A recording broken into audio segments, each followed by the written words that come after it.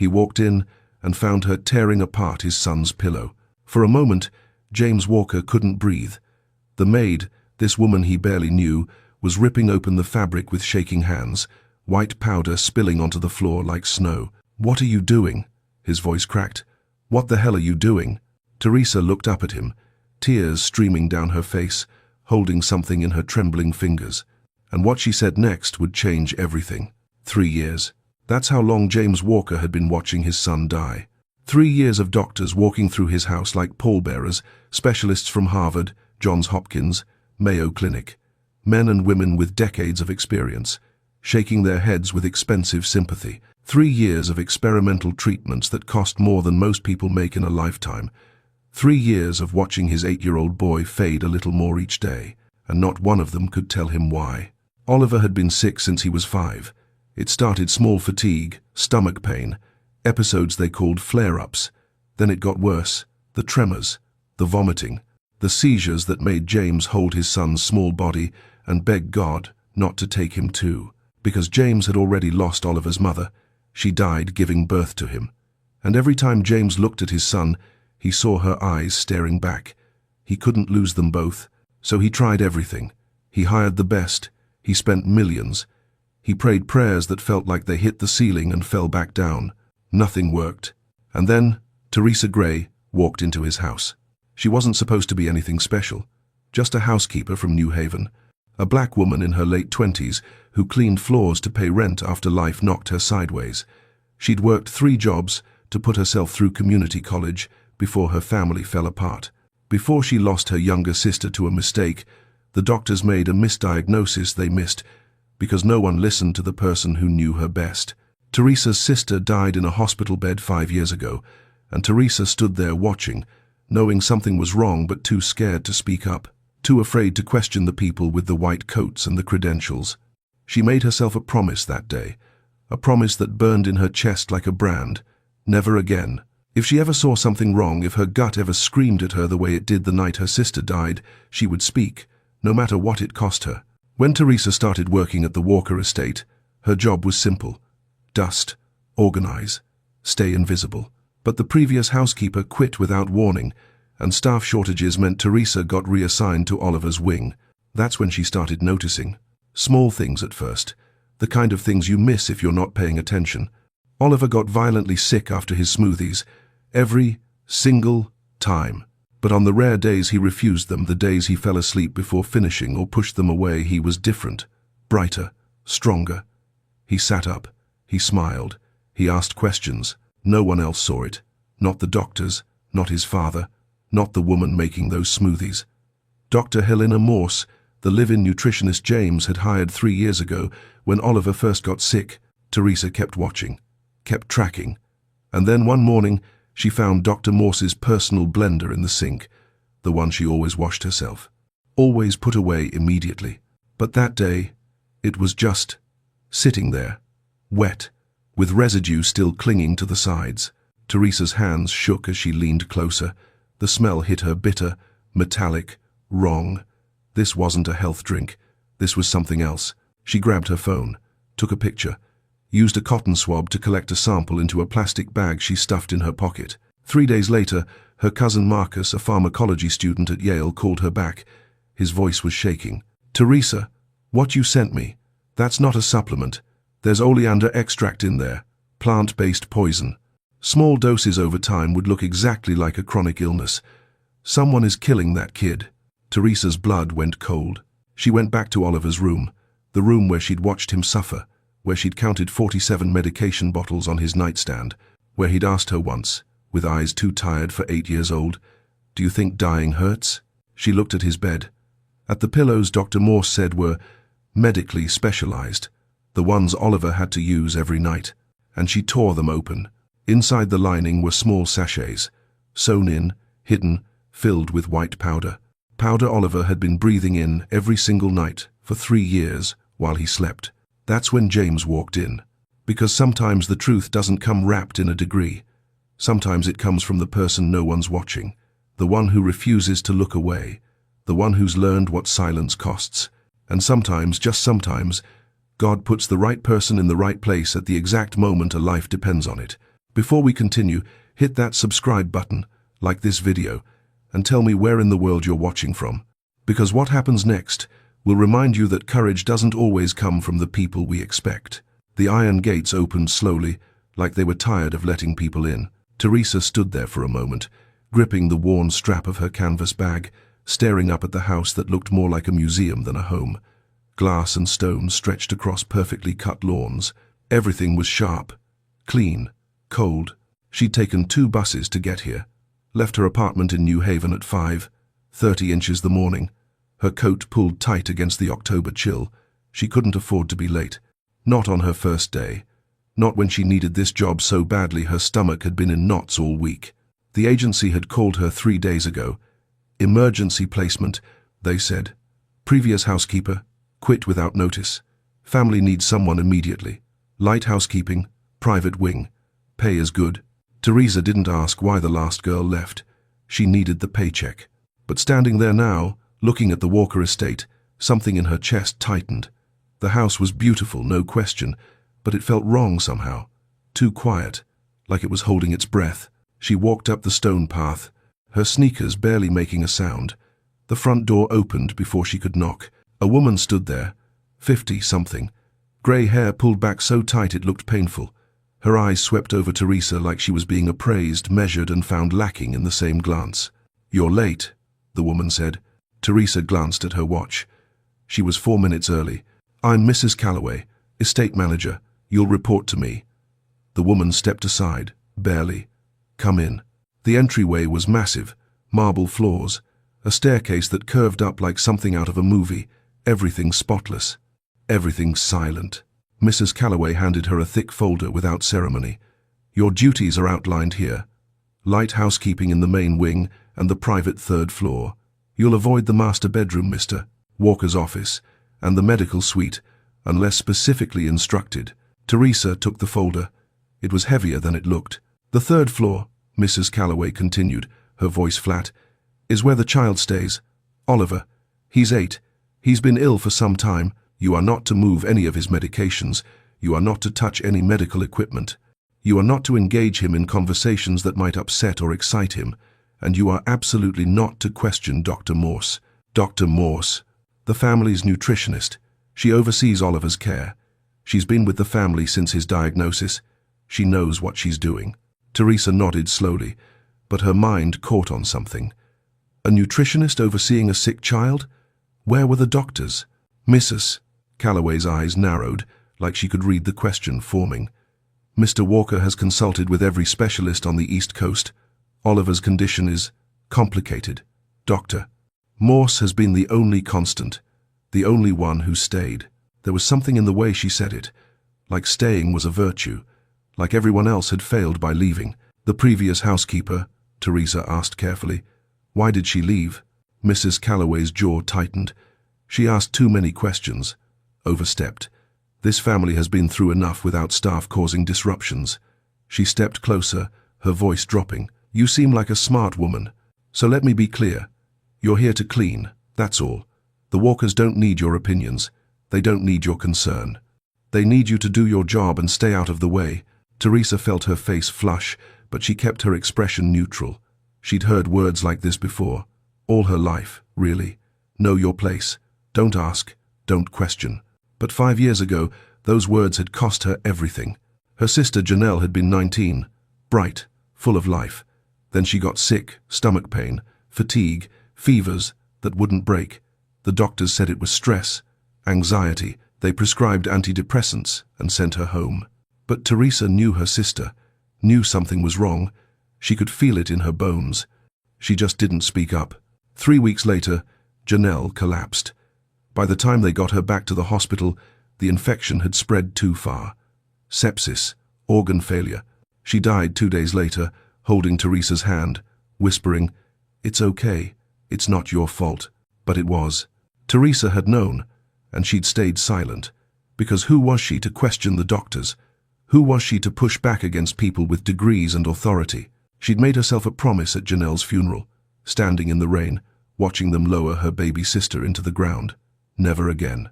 If she ever felt that pull in her gut again, that knowing, she would speak, she would fight. even if it cost her everything. Mrs. Calloway was already walking toward the stairs. "Follow me. I'll show you the third floor." They climbed in silence. The house felt bigger the higher they went. Colder, too, like warmth couldn't reach this far up. When they reached the third floor, Teresa noticed the change immediately. The walls here were different, lighter, softer, meant for a child, but the air felt heavy, stale. Mrs. Calloway stopped outside a door covered in faded superhero stickers. Spider-Man, Batman, the Hulk. They looked old, peeling at the edges. "This is Oliver's room. He's likely asleep. Don't wake him. Just familiarize yourself with the space. Dusting, organizing, nothing more." Teresa nodded. Mrs. Calloway handed her the keys, then paused. Her expression softened for just a second, something almost like sadness flickering across her face. "He's a sweet boy.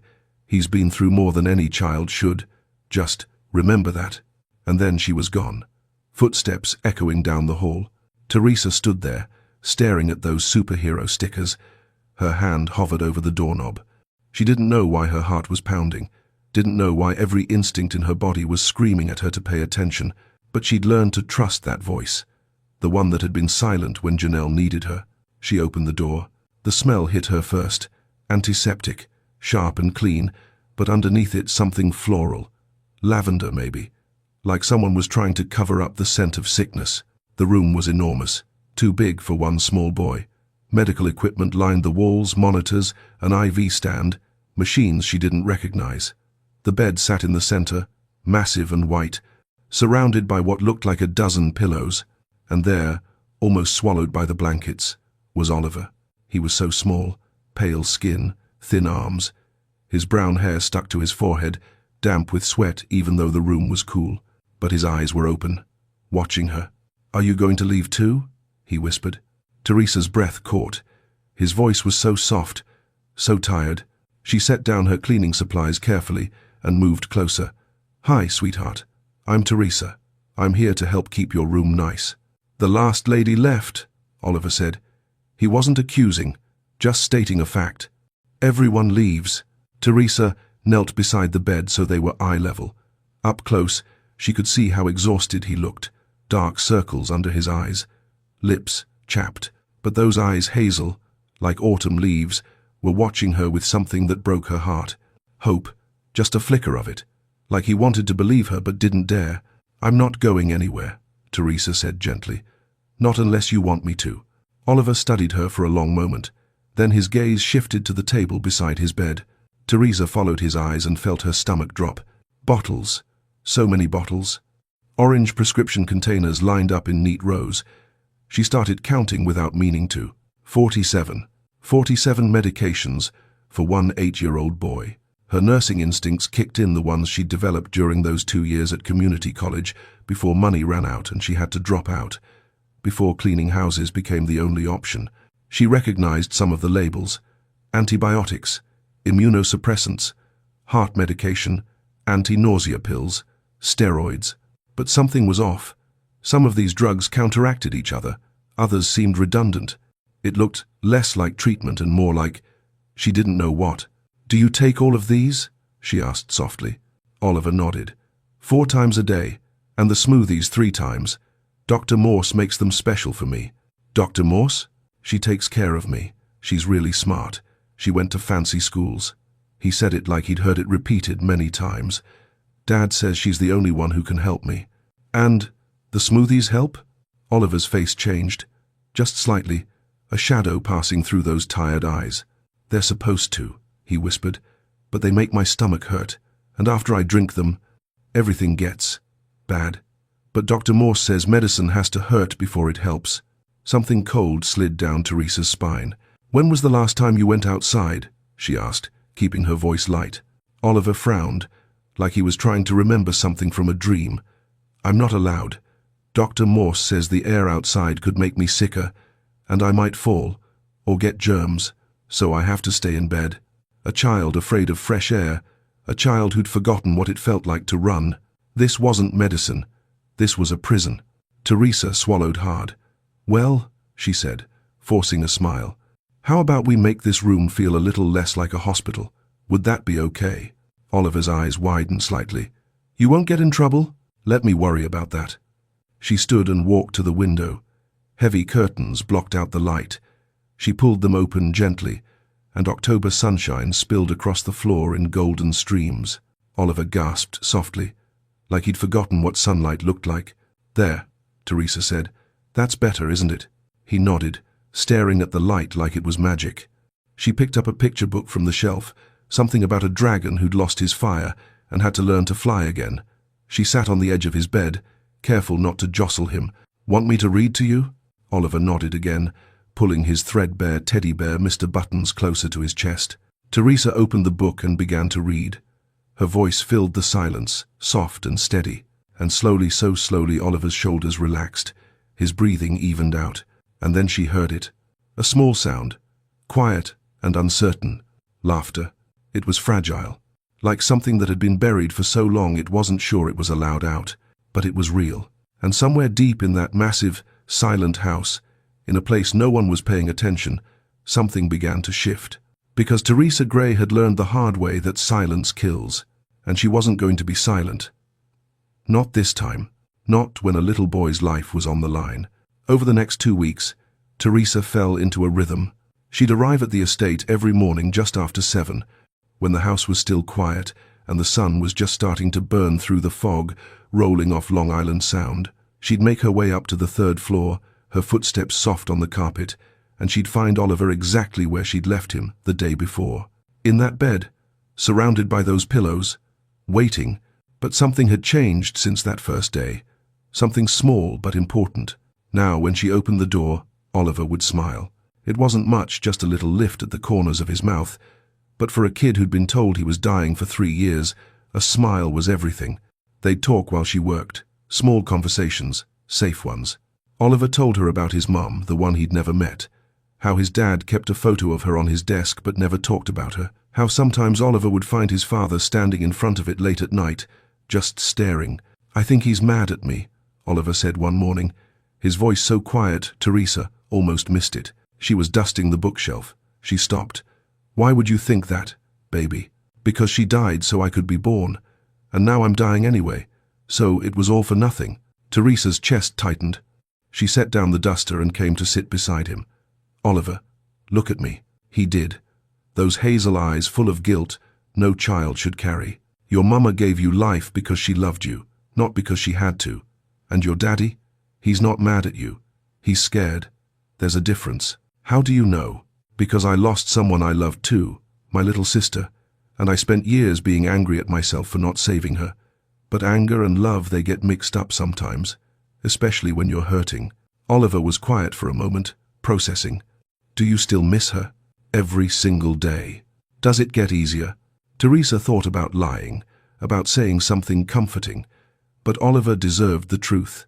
No, she said softly, but you learn to carry it differently. He nodded like he understood, like he'd already been carrying weight he was too young to hold. Miss Teresa? Yeah, sweetheart. Do you think I'm gonna die? The question hit her like a punch. She wanted to say no, wanted to promise him 50 more years, but she'd learned not to make promises she couldn't keep. I think, she said carefully, that you're stronger than anyone gives you credit for, and I think you're gonna surprise a lot of people. Oliver smiled again, a little bigger this time, and that's when Teresa started noticing the pattern. It was subtle at first, easy to miss if you weren't paying attention, but Teresa was always paying attention now. Every day around 10 in the morning, Dr. Morse would come in with Oliver's first smoothie. She was tall, polished, always dressed like she'd just stepped out of a board meeting, her blonde hair pulled back in a tight bun, her smile, professional but cold. Good morning, Oliver, she'd say in that practiced voice. Time for your vitamins. The smoothies were thick, purple or green depending on the day. Oliver would drink them slowly, grimacing with each sip, and within 2 hours, he'd get sick. The first time Teresa saw it, she thought it was coincidence. Oliver doubled over, clutching his stomach, his face going pale. Then came the vomiting, the tremors in his hands, the way his whole body would shake. Dr. Morse would rush in, all concern and efficiency. It's the disease progressing, she'd say, checking his vitals, adjusting his medications. His system is fighting itself. But the second time it happened, Same pattern, same timeline. Teresa started taking notes in her head. Smoothie at 10, sickness by noon. The third time, she was certain. And then one morning, something different happened. Oliver had fallen asleep before Dr. Morse arrived with his smoothie. Teresa watched from across the room as the doctor stood there, smoothie in hand, staring at the sleeping boy with an expression that made Teresa's skin crawl. Not concern, not compassion, frustration. Dr. Morse set the smoothie down and left without waking him. That day, Oliver slept until 2 in the afternoon. When he woke up, his color was better, his eyes brighter. He sat up without help. "I feel good today," he said, surprised. Teresa's heart started pounding. "Yeah, that's wonderful, baby. Can we play a game?" It was the first time he'd asked to play anything. They spent the afternoon building a tower out of blocks. Teresa found buried in his closet. Oliver's hands were steady. His laughter came easier. He looked like a regular kid. By the time Dr. Morse came back for the evening smoothie, Oliver was tired but happy. The doctor's eyes swept the room, landing on the blocks scattered across the floor. Her jaw tightened. "Oliver shouldn't be exerting himself," she said sharply, looking at Teresa. "Who authorized this?" "We were just playing," Teresa said evenly. "He needs rest. Complete rest. You're jeopardizing his recovery." Recovery. The word felt like a lie. Dr. Morse prepared the evening smoothie right there, her movements precise and controlled. She watched Oliver drink every drop, her eyes never leaving him. Teresa stood in the corner, her mind racing. That night, she couldn't sleep. She kept seeing Oliver's face bright and alive when he skipped the smoothie, pale and sick after he drank it. She kept hearing her sister's voice. That night in the hospital. "Something's wrong, Reese. Tell them something's wrong." And Teresa had been too scared to push, too afraid to question the doctors who knew better. Her sister died 3 days later. At 2 in the morning, Teresa got out of bed in her small room on the first floor. She walked through the dark house, up the stairs, and stood outside Oliver's door. She could hear him inside, restless, hurting. She made herself a promise right there in that hallway. If her gut was right, if something was wrong, she wouldn't stay quiet this time, even if it cost her this job, even if it cost her everything. Because some things are worth more than a paycheck. Some things are worth fighting for. And that little boy with the tired eyes and the superhero stickers, he was worth everything. 3 weeks in, Teresa found the notebook. She was organizing Oliver's bookshelf picture books mostly, some chapter books that looked like they'd never been opened. Dust had settled on everything like the room itself had given up. That's when she saw it, wedged behind a copy of Where the Wild Things Are, a small spiral notebook with a superhero on the cover. Captain America's shield, faded from being touched too many times. She pulled it out carefully. The pages were wrinkled. Some had water stains or maybe tear stains. She opened it, and her breath caught. Oliver's handwriting, shaky, childish. The letters slanting in different directions like his hand had been trembling. Day 247.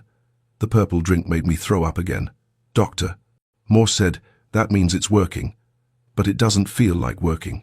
Day 251. Dad came in today. He looked so tired. I pretended to be asleep because I don't want him to be more sad. Day 298. I heard Dr. Morse tell Dad I need more minerals. She says my body is fighting the medicine. But I don't feel like I'm fighting. I just feel tired all the time. Day 301. I don't want the smoothies anymore, but Dad says I have to. Dr. Morse says I'll get worse if I stop. Day 317.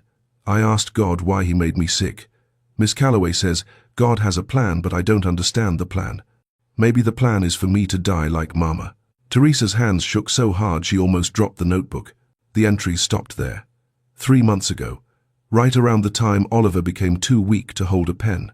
She sat on the floor, the notebook pressed against her chest, tears streaming down her face. This child had been documenting his own poisoning, writing it down like he was taking notes, trying to make sense of something that didn't make sense. And no one had listened. She heard footsteps in the hall and quickly shoved the notebook into her apron pocket. "Doctor?" Morse appeared in the doorway, smoothie in hand, that professional smile fixed in place. "Teresa, I didn't realize you'd be here this early. Just getting a head start on the dusting." Dr. Morse's eyes swept the room, pausing on the bookshelf. For a split second, something flickered across her face. Suspicion, maybe, but it was gone before Teresa could be sure. "Oliver needs his rest," Dr. Morse said coolly. "Perhaps you could come back later." Teresa looked at Oliver, still asleep in his bed, his breathing shallow. Of course. She gathered her supplies and left, but not before catching the way Dr. Morse locked the door behind her. Locked it, like she was keeping something in, or someone out. That afternoon, Teresa made a decision that could cost her everything. She waited until Dr. Morse left for her daily walk 1 hour, every day at 3 o'clock, like clockwork. Then she went to the medical suite. Her heart was hammering so hard she could feel it in her throat. The door was unlocked. Inside, everything was pristine, organized. A small refrigerator hummed in the corner. Cabinets lined the walls. And there, in the sink, was Dr. Morse's personal blender cup. She never left it out. Never. She always hand-washed it immediately and put it away. But today, it was just sitting there, still wet. Teresa moved on instinct. She leaned over the sink and breathed in. The smell hit her like a fist. Bitter, chemical, wrong. Her hands were shaking as she pulled out her phone and took a photo. Then she grabbed a cotton swab from the cabinet and collected a sample of the residue. Sealing it in a small plastic bag, she tucked into her pocket next to Oliver's notebook. She cleaned the cup, dried it, put it back exactly where Dr. Morse kept it, and then she left, her entire body vibrating with fear and certainty. That night, she called her cousin Marcus. He was in his 2nd year of pharmacology at Yale. She hadn't talked to him in months.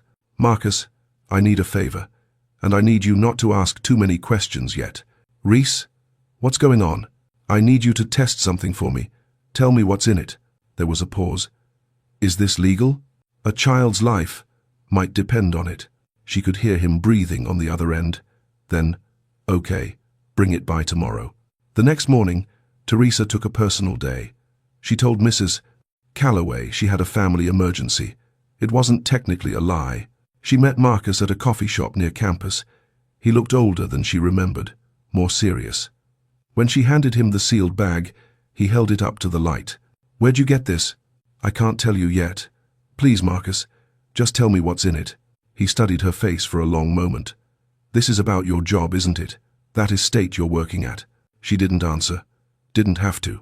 "Give me 3 days," he said quietly. Those 3 days were the longest of Teresa's life. She went back to work, cleaned Oliver's room, read to him, watched him drink those smoothies and get sick like clockwork. She watched Dr. Morse move through the house like she owned it, watched the way she spoke to James Walker, soft, proprietary, like she was the only thing standing between him and total collapse. And she watched James himself, exhausted, hollowed out, a man who'd spent 3 years watching his son die and still didn't know why. On the 3rd day, Marcus called. Teresa was in her small room on the 1st floor. It was just after midnight. She answered on the first ring. "Marcus," his voice was shaking. "Teresa, what you gave me. Where did you get it? Just tell me what it is." "It's oleander extract, plant-based cardiac glycoside. It's poison, Reese. Small doses over time it would look exactly like a progressive illness. Fatigue, nausea, heart problems, seizures, all of it." The room spun. Teresa sat down hard on the bed. "Are you sure?" "I ran it twice. There's no question. Someone is poisoning that kid. Slowly, deliberately." Teresa couldn't breathe, couldn't think. "Reese, you need to call the police. Right now. I need proof," she whispered. "More proof. Something that can't be denied." "What are you talking about? This is proof." "Not enough. Not against someone like her." She hung up before he could argue. For a long time, she just sat there in the dark, Oliver's notebook on the bed beside her, the truth burning in her chest like fire. Dr. Helena Morse had been killing Oliver Walker for 3 years, slowly, carefully, making it look like a disease no one could cure. And Teresa was the only one who knew. She thought about her sister, about the promise she'd made. She thought about Oliver's tired eyes, his question that still haunted her. "Do you think I'm gonna die?" And she made her choice. She was going to stop this, whatever it took, even if it meant walking into James Walker's office in the middle of the night and telling a desperate father that the woman he trusted was murdering his son, even if he didn't believe her, even if it destroyed her, because some truths are too important to stay buried, and some children are worth burning your whole life down to save. Teresa didn't sleep that night. She sat on the edge of her bed, staring at Oliver's notebook, Marcus's words echoing in her head. Poison, oleander, small doses, over time. Every instinct in her body screamed to act, to run upstairs and grab Oliver, to call the police, to do anything right now. But she'd learned the hard way that instinct without strategy was just noise. She needed more. Something undeniable. Something that would make James Walker listen before Dr. Morse could twist the narrative and make Teresa disappear like the housekeeper before her. The next morning, she went to work like nothing had changed.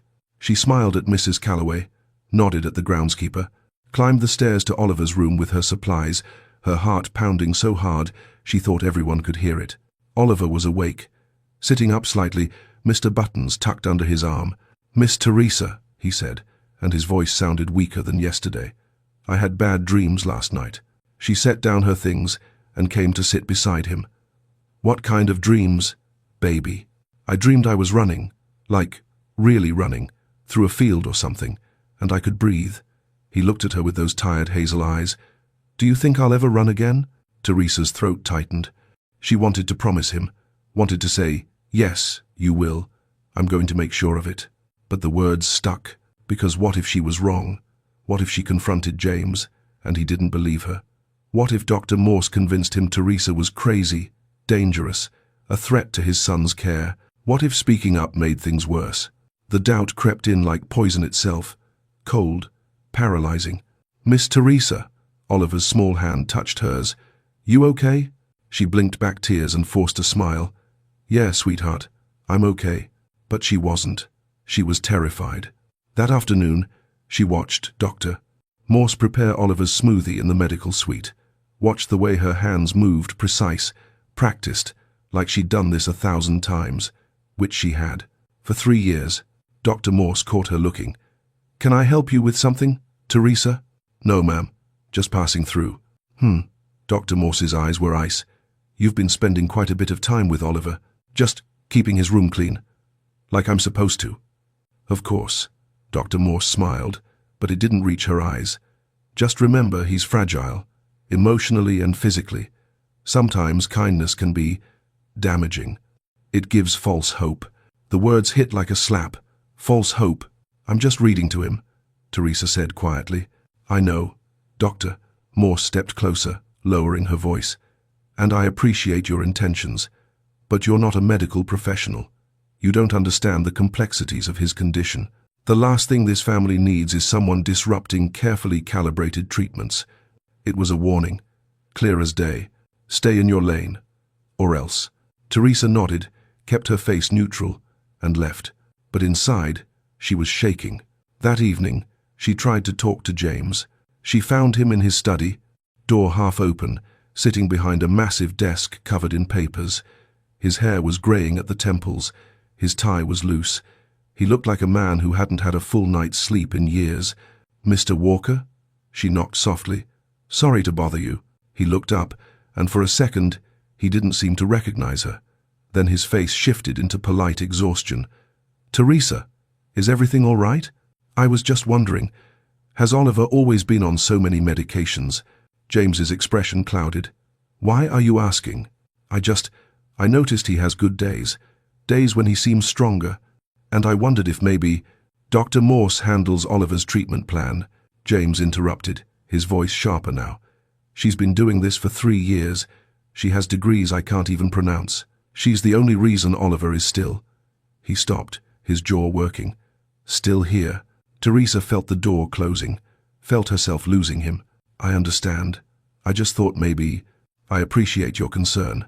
James stood, signaling the conversation was over. "But unless you have a medical degree I don't know about, I need you to trust the people who do." The dismissal was gentle, but absolute.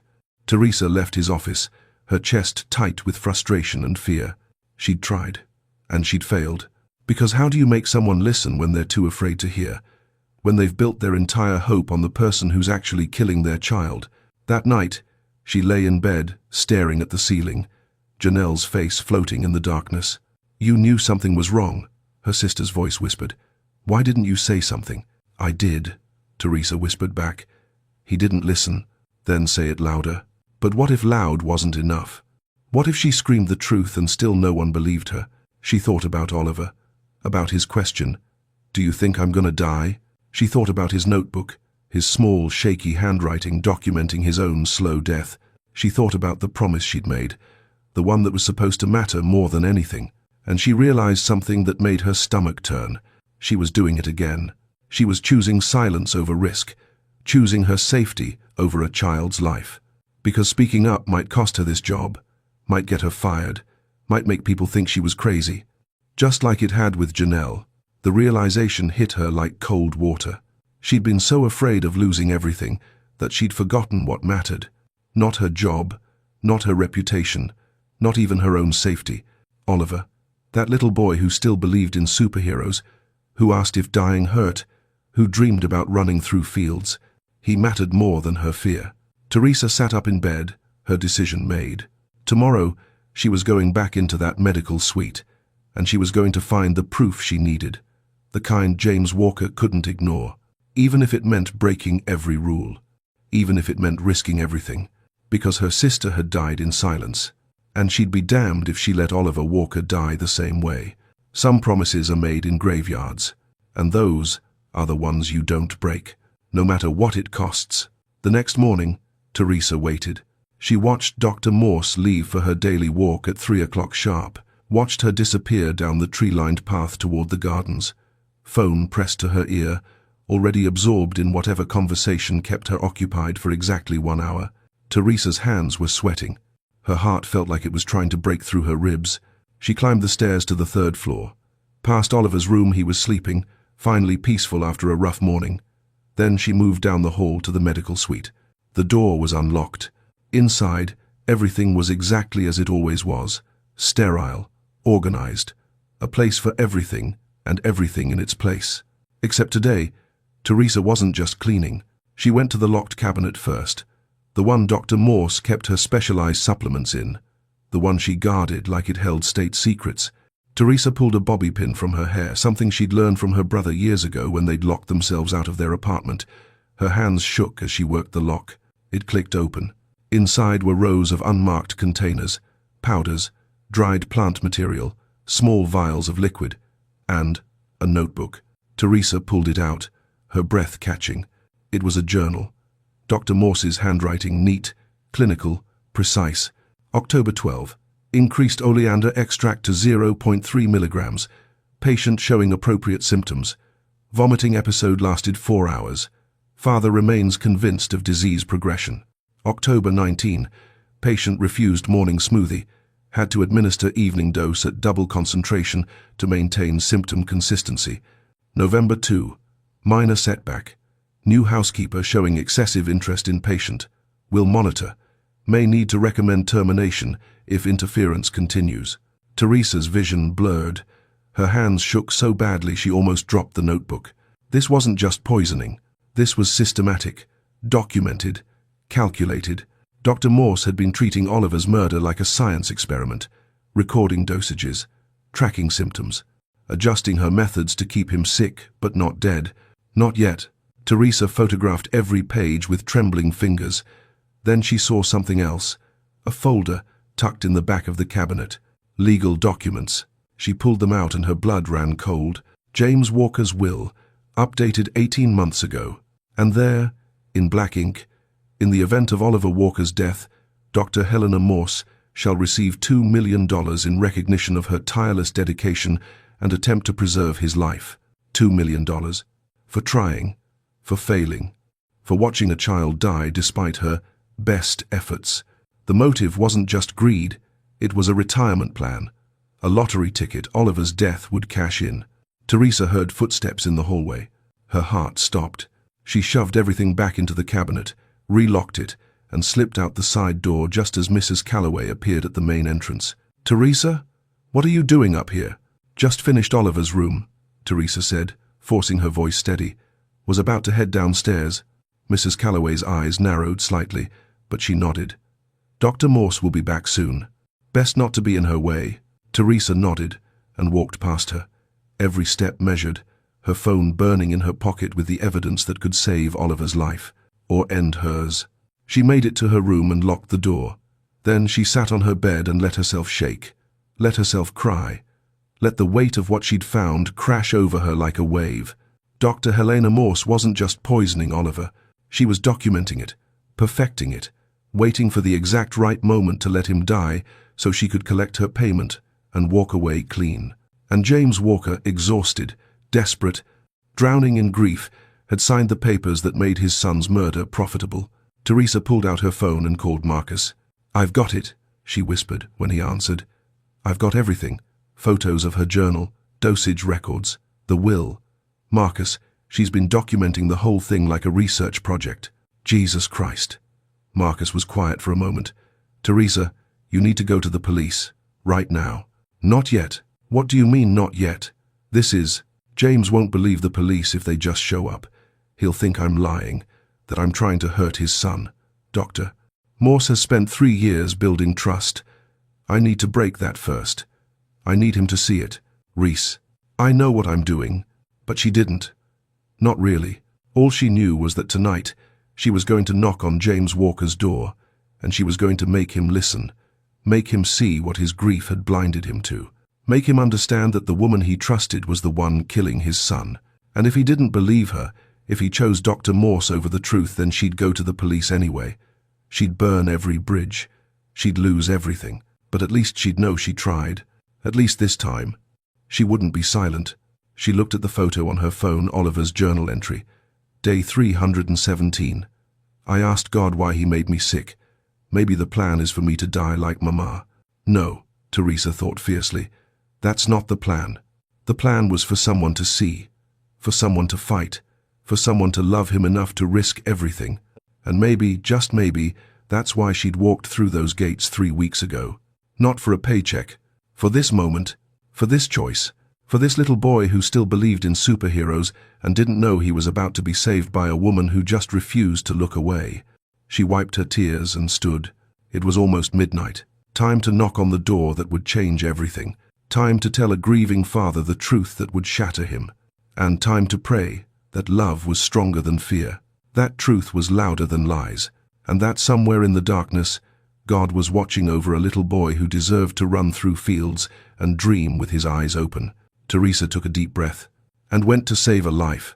The hallway felt longer at midnight. Teresa stood outside James Walker's office, her hand raised to knock, frozen in the space between courage and terror. Behind that door was a man who'd spent 3 years trying to save his son, a man who'd poured millions into specialists and treatments, a man who'd built his entire hope on the one person who'd stayed when everyone else left. And Teresa was about to tell him that person was a murderer. Her hand trembled as she knocked. Silence. Then footsteps. The door opened. James stood there in a wrinkled shirt, tie long gone, eyes bloodshot and hollow. He looked at her like he was trying to remember who she was. "Teresa, it's past midnight." "What?" "I need to talk to you about Oliver." Something flickered across his face. Irritation, maybe, or fear. "If this is about the medications again." "Please," her voice cracked. "I know you think I'm overstepping. I know you think I'm just the help. But I'm begging you, just give me 5 minutes. That's all I'm asking." He stared at her for a long moment. Then he stepped aside. The office was a mess. Papers everywhere, empty coffee cups. A photo of his wife on the desk, blonde hair, bright smile, holding a positive pregnancy test like it was the best news in the world. "What is it?" James asked, his voice tired, defeated. Teresa pulled out her phone with shaking hands. "Mr. Walker, I need you to look at something, and I need you to actually see it. Not as a father who's desperate, but as a man who loves his son." She showed him the first photo, Oliver's notebook, his small, heartbreaking handwriting. Day 247. The purple drink made me throw up again. James's face went pale. "Where did you get this?" "His bookshelf." He was documenting what was happening to him. He knew something was wrong, Mr. Walker, even when no one else did. She swiped to the next photo. Dr. Morse's journal. October 12. Increased oleander extract to 0.3 milligrams. Patient, showing appropriate symptoms. James took the phone from her hands, his fingers trembling. He read the entry once, twice, like he couldn't make the words make sense. "What is this?" It's Dr. Morse's dosage log. She's been poisoning Oliver for 3 years. Oleander extract. Small doses over time. It mimics degenerative illness perfectly. I had the residue from her blender tested. It's all there. James's breathing changed. Shallow. Quick. No. He shook his head. No, this doesn't. Doctor. Morse has been trying to save him. She's dedicated her life to keeping him sick, Teresa interrupted, her voice breaking. So she could collect $2 million when he died.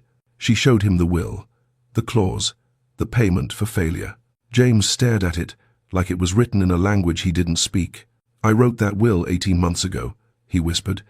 I thought it would motivate her. I thought if she knew she'd be taken care of, she'd try harder. She'd stay.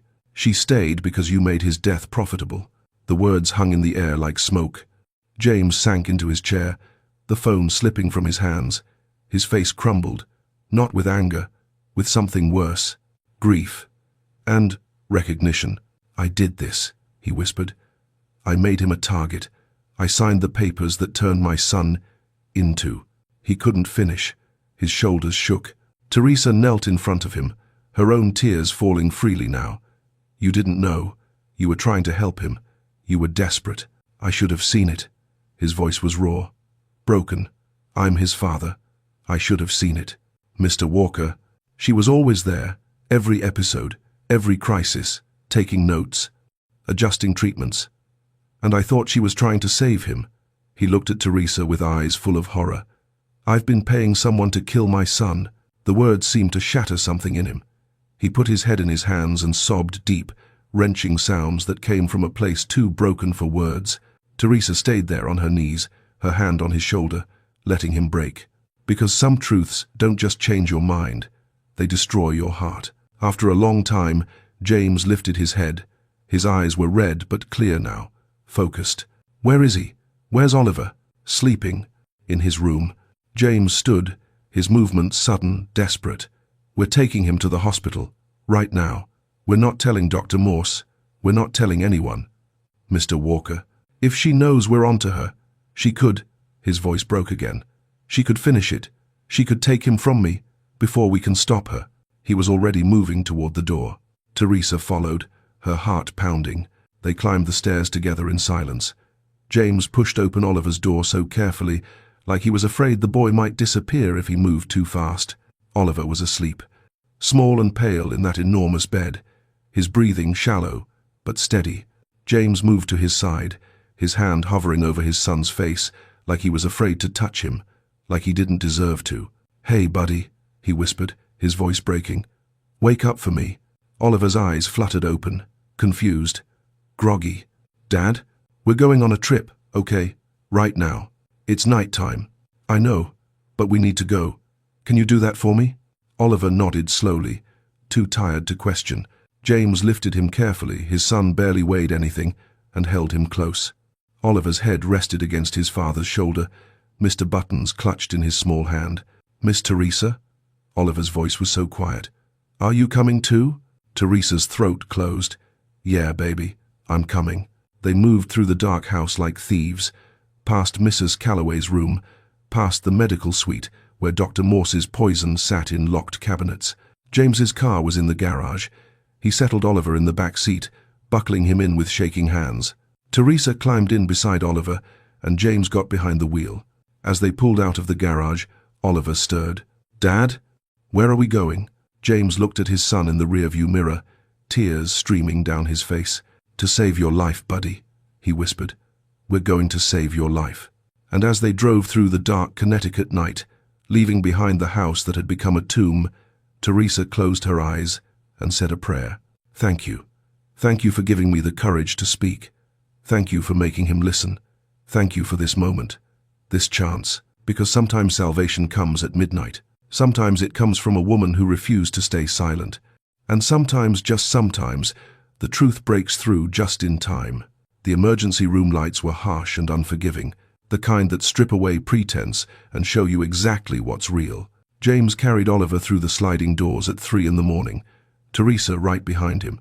The nurse at the desk looked up, started to say something routine, then saw James's face and stopped. I need a doctor, James said, his voice raw. "My son has been poisoned. Oleander. 3 years. Please." The nurse was already moving, calling codes, bringing people. Within minutes, Oliver was on a gurney, being wheeled into a trauma bay, his small hand reaching back for his father. "Dad, I'm scared." "I know, buddy, I know. But these people are going to help you. Really help you this time." A doctor appeared, young, sharp-eyed, moving with purpose. "I'm Dr. Chen. Tell me everything." Teresa pulled out her phone with trembling hands, showed him the photos, Dr. Morse's journal, the dosage logs, Marcus's analysis. Dr. Chen's expression shifted from professional to horrified in seconds. "How long has this been happening?" 3 years, James whispered. "Jesus." Dr. Chen turned to the nurses. "Full toxicology panel, cardiac workup, get me digoxin levels and a poison control consult. Now." They moved around Oliver like a choreographed dance. IVs, monitors, blood draws. Oliver looked so small, surrounded by all those people, so fragile. "Am I dying?" he asked quietly. Dr. Chen knelt beside him, his voice gentle. "No, son, you're not dying. You're going to be okay. We're going to make sure of it." The words James had been desperate to hear from a doctor for 3 years, and now they came in the worst possible way. Because Oliver had never been dying of a disease. He'd been dying of trust. The waiting room was empty at that hour, just James and Teresa sitting in plastic chairs under fluorescent lights that hummed too loud. James hadn't said a word since they'd taken Oliver back for tests. He just sat there, elbows on his knees, head in his hands. "Mr. Walker," Teresa said softly. "I gave her a key to my house," he whispered. "I let her into his room every single day. I watched her make those smoothies and I thanked her for her dedication." His voice cracked. "I was paying her to kill my son, and I thanked her." "You didn't know." "I should have." He looked at her, his eyes devastated. "You knew. In 3 weeks, you saw what I couldn't see in 3 years. What does that make me?" "Human," Teresa said quietly. "It makes you human. You were drowning. You were desperate. You trusted the wrong person because she was the only one who stayed. My wife died bringing him into this world." James's voice broke completely. "And I almost let him follow her because I was too blind to see the truth." Teresa reached over and took his hand. He gripped it like a lifeline. "But you listened," she said. "When it mattered most, you listened. You got him out. You brought him here. That counts." "Does it?" Before she could answer, Dr. Chen appeared in the doorway. His face was grim. "Mr. Walker, we have the preliminary results." They stood, James's hand still gripping Teresa's. "Your son has dangerously elevated levels of cardiac glycosides. The pattern is consistent with chronic oleander poisoning. Based on what we're seeing, this has been systematic and prolonged." He paused. "If you'd waited another month, maybe less, his heart would have given out. The damage is extensive but not irreversible. He's going to need careful monitoring, chelation, therapy, time to heal, but he's going to live." James's knees buckled. Teresa caught him. "He's going to live," Dr. Chen repeated gently. "You got him here in time." James pressed his fist against his mouth, trying to hold back the sound that wanted to break free. Relief and horror tangled so tight they were the same thing. "I've already contacted the police," Dr. Chen continued. "This is a criminal matter. They'll need your statement and the evidence you brought." James nodded, unable to speak. Dr. Chen's expression softened. "He's asking for you, both of you." They followed him back to the bay where Oliver lay, surrounded by machines, looking impossibly small but somehow already better. Color was returning to his cheeks. His breathing was easier. "Dad." Oliver's voice was hoarse but clear. "The doctor said, I'm not really sick. He said someone was hurting me on purpose." James moved to his son's side, taking his hand carefully. "Yeah, buddy, someone was. But they can't hurt you anymore. I promise." "Was it Dr. Morse?" The question hung in the sterile air. James closed his eyes. "Yeah, it was." Oliver was quiet for a moment, processing. Then, why would she do that? How do you explain evil to a child who still believes in superheroes? "Because sometimes people get lost," James said finally. "Sometimes they forget what matters, and they make choices that hurt people who never deserved it." Oliver looked at Teresa. "You saved me, didn't you?" Teresa's eyes filled with tears. "You saved yourself, baby. You wrote it all down. You knew something was wrong. You just needed someone to listen. My sister didn't have anyone to listen, Teresa said softly. So, I promised I'd always listen, even when it was hard. Oliver reached out his small hand. Teresa took it. Thank you for listening, he whispered. And in that moment in that hospital bay under fluorescent lights at 4 a.m, something broken began to heal. Not Oliver's body. That would take time. But something deeper. Something that had been dying in all of them. Hope. The belief that truth could win. That speaking up mattered. That one person refusing to look away could change everything. James watched his son, really watched him, and saw something he hadn't seen in 3 years. A future. And for the first time since his wife died, he let himself believe it was possible. That his son would grow up. That he'd run through fields and dream with his eyes open. That he'd live. Because sometimes grace arrives at 3 a.m. in an emergency room. Sometimes it comes through a woman who refused to be silent. And sometimes, just sometimes, God catches the ones who are falling just before they hit the ground. By the time the sun rose over Long Island Sound, 2 police officers were standing in James Walker's driveway. Dr. Helena Morse was packing her office. She'd noticed the disconnected medical equipment in Oliver's room at dawn, the empty bed, the silence where machines used to beep. And she knew. Mrs. Calloway found her loading boxes into her Mercedes, moving with the kind of calm efficiency that comes from planning an exit strategy long before you need it. Dr. Morse? What's happening? Helena didn't look up. The boy took a turn. They've taken him to the hospital. I'm gathering my research to consult with the team there. But her hands were shaking, just slightly.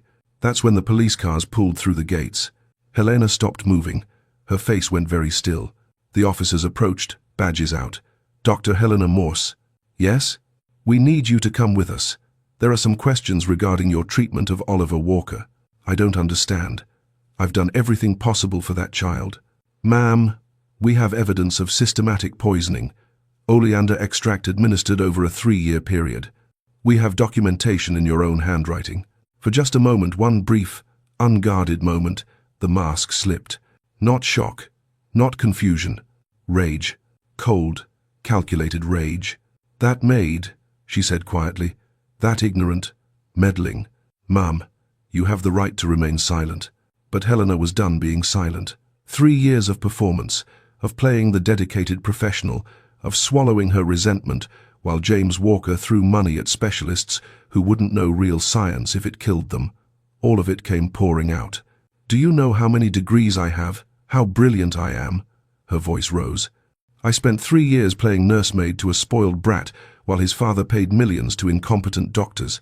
3 years of watching him grieve a woman who died, bringing that child into the world. I earned that inheritance. I earned every penny.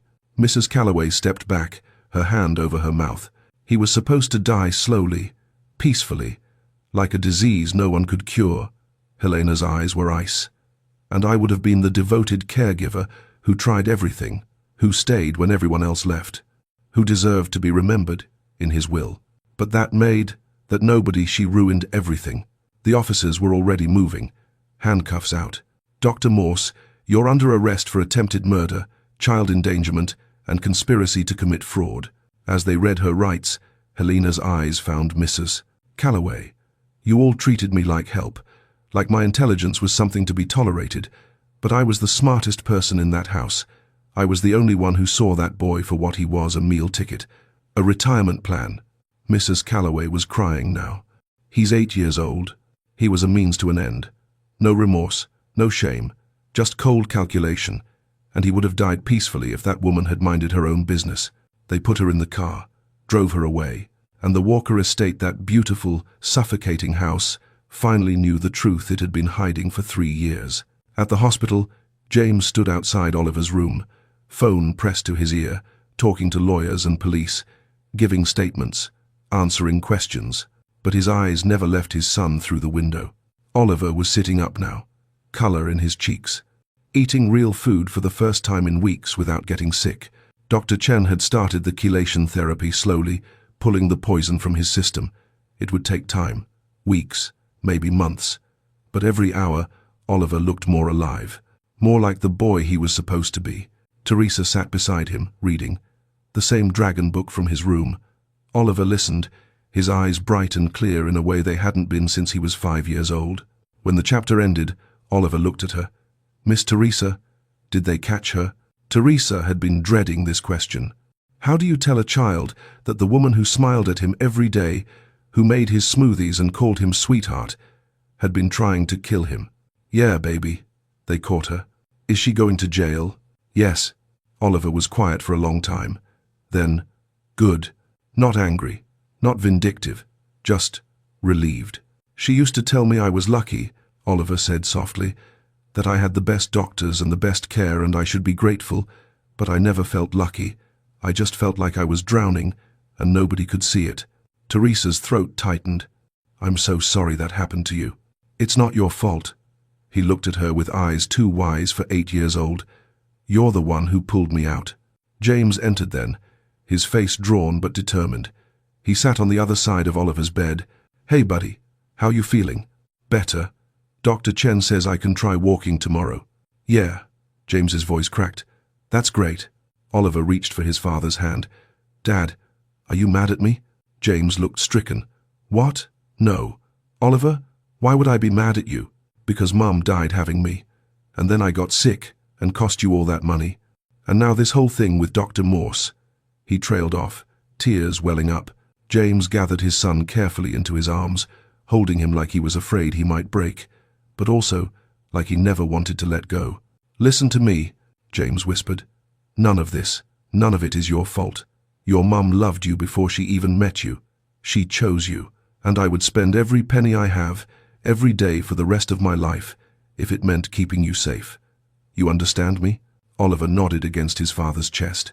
"I'm the one who should be asking for forgiveness," James continued, his voice breaking. "I brought her into our house. I trusted her. I let her hurt you because I was too broken to see what was right in front of me. You didn't know, Dad. But I should have. You're my son. I should have known." They held each other, both of them crying now, releasing 3 years of fear and pain and guilt that had been trapped inside. Teresa stood quietly, starting to leave to give them privacy. "Teresa, wait," James said. "Don't go." She turned. "You saved his life. You saw what I couldn't see. You risked everything when you didn't have to." His eyes were red but clear. "I don't know how to thank you for that." "You don't have to thank me," Teresa said softly. "I just did what anyone should do. I saw a child who needed help, and I helped." "But not everyone would have," James said. "Most people would have stayed quiet, stayed safe. You didn't." Oliver reached out his hand to her. "Will you stay, even now that I'm getting better?" Teresa took his hand, tears streaming down her face. "Yeah, baby, I'll stay. Because sometimes redemption doesn't come all at once. Sometimes it comes in hospital rooms and quiet promises. Sometimes it comes through children who forgive too easily, and fathers who learn to see. And sometimes it comes through a woman who refused to let silence win. Not this time. Not when a life was on the line. Not when love required her to be brave. 6 weeks later, the Walker estate learned how to breathe again. The medical equipment was gone. The locked cabinets emptied. The curtains in Oliver's room stayed open now, letting October sunlight spill across floors that had been dark for too long. And for the first time in 3 years, there was laughter. Real laughter. The kind that echoes off walls and reminds a house what it was built for. Oliver was running. Not far, not fast, not yet, but running, through the gardens his father had forgotten existed, past the flower beds that were finally being tended again. His legs were still weak, still learning how to carry him, but every day he got a little stronger, a little more like the boy he was always meant to be. Teresa watched from the porch, her hand shading her eyes against the afternoon sun. She wasn't wearing her uniform anymore. James had asked her to stay, not as a housekeeper, but as Oliver's caregiver. He'd set up a scholarship in her name, covering her nursing school tuition, giving her the future her sister never got. "You gave my son his life back," James had said.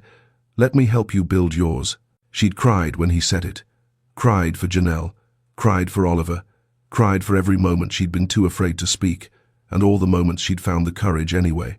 Oliver stumbled, caught himself, and kept going. Mr. Buttons was tucked under his arm. He still carried that bear everywhere. Some things don't need to change. James appeared beside Teresa, 2 glasses of lemonade in his hands. He'd taken a leave from work. decided some things mattered more than board meetings and quarterly reports. Like watching your son remember how to be a child. He asked me this morning if we could get a dog, James said, a smile tugging at his lips. What'd you say? I said yes. He laughed softly. 3 years I spent trying to keep him alive, and now he wants a puppy. Life's funny that way. They stood there in comfortable silence, watching Oliver chase butterflies that danced just out of reach. You know what the hardest part is? James said quietly. Forgiving myself, for not seeing it, for trusting her, for almost losing him because I was too desperate to think clearly. Teresa looked at him. You were a father trying to save his son. There's no shame in that. But you saw it. In 3 weeks, you saw what I missed in 3 years. I saw it because I'd lived it, Teresa said. Because I'd already lost someone. Because I knew what it cost to stay quiet. She paused. You didn't have that. You were just trying to hold on. James's eyes were wet. She told me once that she'd been sent by God, Dr. Morse. She said it was divine appointment that she came into our lives when Oliver got sick. He shook his head. I believed her. Maybe she was right, Teresa said softly. Just not the way she thought. James looked at her, confused. Maybe God did send someone, just not her. Teresa smiled. Maybe he sent the maid who'd learned to speak up, who'd promised her sister she'd never stay silent again, who showed up 3 weeks before. It would have been too late. The words settled between them like grace. Oliver ran up to them, breathless and beaming, cheeks flushed with life. Did you see me? I ran all the way to the fountain. James knelt down, pulling his son close. I saw, buddy. You were amazing. Oliver looked at Teresa. Will you come run with me tomorrow? Every day if you want. Promise? Promise. Oliver hugged her tight, his small arms fierce with love. Then he pulled back, his face suddenly serious. Miss Teresa, I think you're my hero. Teresa's breath caught. Baby, I'm not a hero. I just... Yes, you are, Oliver insisted. Heroes are the people who save you when no one else can. And that's what you did. She pulled him close, tears falling freely now. Then you're my hero too, because you taught me that speaking up matters, that one voice can change everything. James wrapped his arms around both of them, the 3 of them holding each other as the sun painted the sky in gold and amber. 3 broken people who'd found their way to hope, a father who'd learned to see, a son who'd learned to live, and a woman who'd learned that her sister's death hadn't been meaningless. It had given her the courage to save another life when it counted most. Later that evening, as twilight settled over the water, Teresa stood in Oliver's doorway watching him sleep, really sleep, not drugged, not poisoned, just a child, dreaming the way children should. She thought about Janelle, about the promise she'd made in the rain at her sister's funeral. I'll never stay silent again. I promise, Nella, never again. She'd kept that promise, and it had cost her everything. She'd been afraid to lose her safety, her job security, her invisibility, but it had given her something infinitely more valuable. Purpose, redemption, a second chance to get it right. Thank you, she whispered to the sister she'd never stopped missing. Thank you for teaching me what silence costs, for giving me the courage to be brave. And somewhere in the space between grief and grace, she felt it a peace she hadn't known in 5 years. Because some losses teach us how to save. Some promises are kept in hospital rooms and midnight confessions. And sometimes, God's plan doesn't look like we expect. Sometimes it looks like a maid with a promise, a father willing to listen, and a little boy who just needed someone to see him, really see him, and refuse to look away. Oliver stirred in his sleep, a smile on his lips, dreaming of running and dogs and tomorrows he'd almost never had, and Teresa smiled through her tears, knowing that every hard thing she'd lived through had led her here. To this moment, to this child, to this family that wasn't hers by blood, but had become hers by choice. Because that's what love does. It shows up when it's hard. It speaks when silence is easier. It fights for the ones who can't fight for themselves. And it changes everything. One voice, one choice, one moment of courage. That's all it takes to save a life. And sometimes, just sometimes, to save your own. If this story touched something in your heart, I want to hear from you. Drop a comment and tell me, where in the world are you watching from? What moment moved you most? And if you believe that one person speaking up can change everything, hit that subscribe button. Because these stories, they're reminders that courage lives in ordinary people, that grace still finds us, and that sometimes the person God sends isn't the one we're expecting. Sometimes it's the one who refuses to stay silent. Share this with someone who needs to remember they're not alone. And know this, your voice matters, your courage matters, you matter. See you in the next story.